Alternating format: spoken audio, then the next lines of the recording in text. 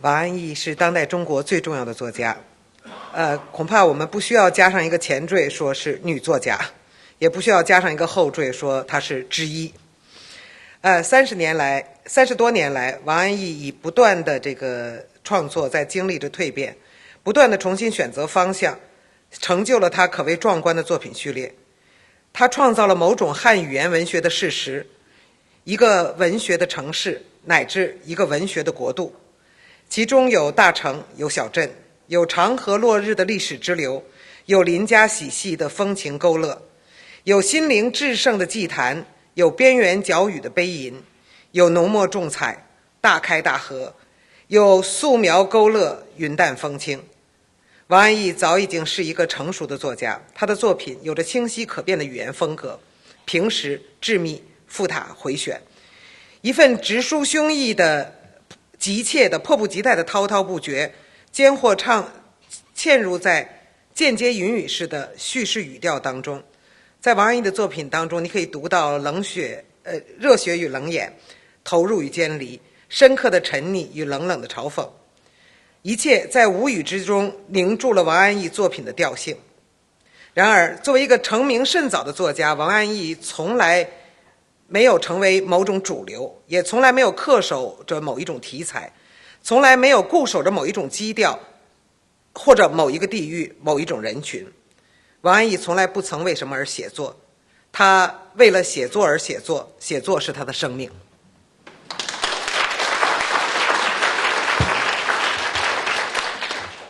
Over the past 30 years, Wang Anyi has produced a spectacular array of works in which she has created a separate reality for Chinese language literature, even a city-nation in literature.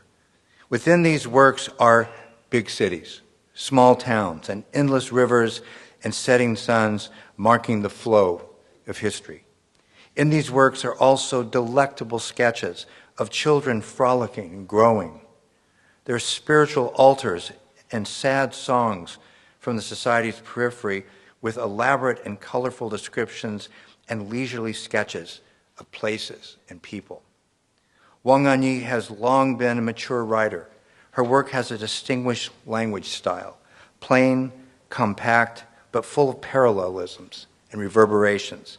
A form of direct expression, a fervent, urgent, and continuous outpour is embedded in her narratives, consisting of paraphrased dialogues exhibiting passion and detachment, investment and defamiliarization. All of these elements are melded into Wang Anyi's language. But as a writer who became famous early in her career, Wang Anyi has never become mainstream, nor does she over-focus on one particular theme, mood, region, or group of people. She writes about herself and her family. But hers is not autobiographical writing in any simple sense, because the self, just like the I and the various ordinary people in her works, tends to embody and encompass the vastness of society and history. She writes about Shanghai. In fact, one can say that there is a certain Wang Anyi's Shanghai in her work. In some cases, hers is a tale of two cities, Shanghai and Hong Kong. But her Shanghai is not merely a landmark or legendary space. Rather, it is a multi-layered and multifaceted city that constantly changes shape and color, and it is being rewritten in the giant, powerful hands of history. Wang Anyi writes about ordinary people, but at times her ordinary people live through heroic tragedy in which well-known historical figures are relegated to minor roles.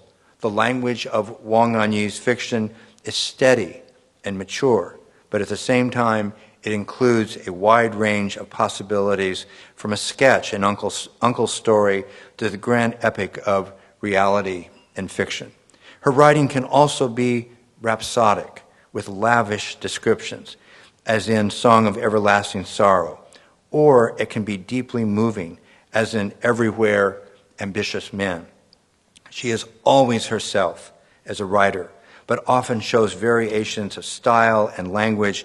In a word, Wang Anyi is in a league of her own and is ever difficult to categorize.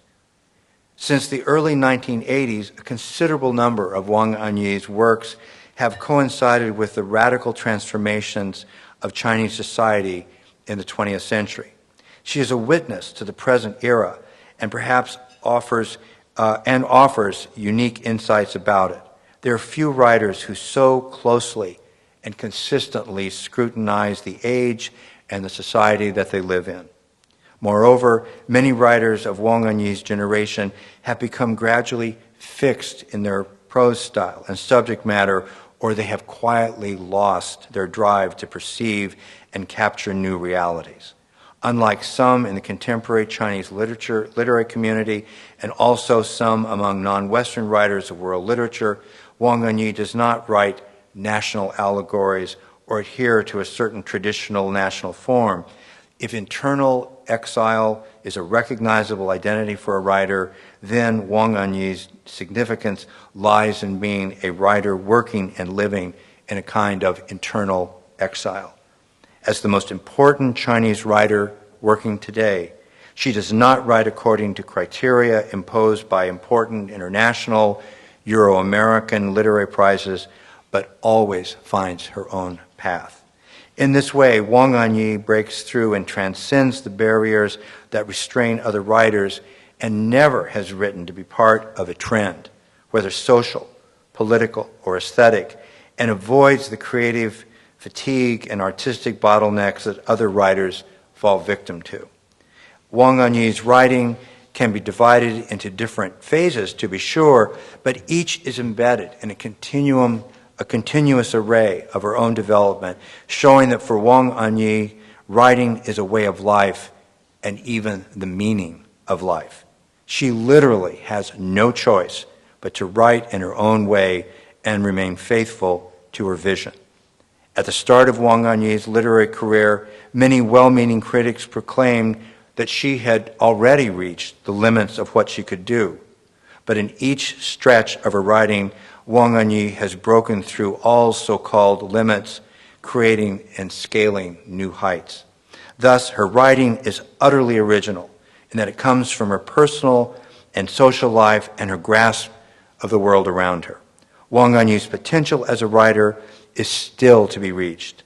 When we quip that today every artist is a brilliant thief, and the critic's job is to become a detective who seizes stolen goods, we presume that original writing and writing from one's life experiences no longer exists, and that all writing is merely intertextual dialogue in the world of literature and art.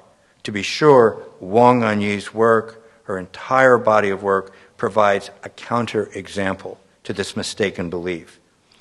It should not be surprising that Wang Anyi's work has not been subject to debates about being Chinese enough, or being Chinese versus being an international writer, even though she is one of the first writers to sustain an international vision. Belonging to a generation which has both intervened in China's upheavals and has been influenced by those upheavals, Wang Anyi simultaneously uses her work to stand up to and pass judgment on an era that brims with passion, but is also filled with falsehood and alternative facts. She strives to faithfully shape and record the emotional reality of a generation, or even several generations. In this way, Wang Anyi is certainly emotional, but those who over-focus on the emotional dimension of her work sometimes overlook the fact that her work has always been analytical and critical as well. You can find exploration in her meticulous writing of gender roles and norms, as well as an exploration of the gender logic supporting those norms, as can be seen in Sacred Altar and Reality and Fiction. This last title is a majestic experiment. In such magnificent works as these, she is a great writer at the pinnacle of her powers, and in these works, she seems to pause, look back, and contemplate what she has done.